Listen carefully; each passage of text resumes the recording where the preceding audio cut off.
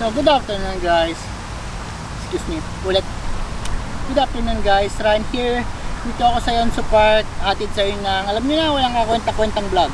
We are here killing, chilling, fussing like a motherfucking villain. Just por vida, bawal ito ang pabida. Dahil ang tunay na bida rito ay ang kontrabida. So ngayon, hindi naman mini vlog lang siya. Ayun, birthday ko ngayon. It's my 32nd birthday. So pangalawang birthday ko nasa Korea. Yung last isang taon na lang uwi na ako. Yun, gusto ko lang testingin ng aking bagong lens. It's the 35mm f1.8 OSS E-mount Sony lens. Woo! So ngayon, medyo nakakapanibago kasi ano ba, ang layo, medyo man kasi nailang ako.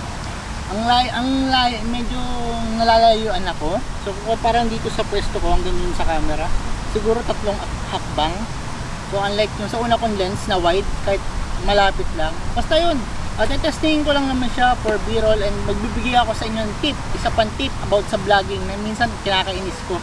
Kung hindi talaga masolusyonan tong problemang kinakainisan ko, may solusyon ako isa. Nakuha ko yun sa internet lang rin. So tara, b-roll na. So let's go!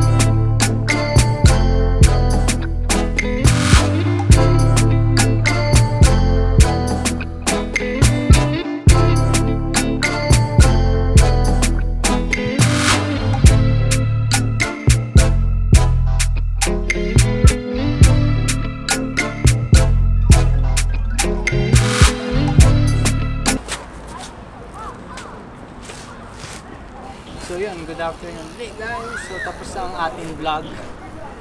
medyo naninibago ako sa lens na to. O baka siguro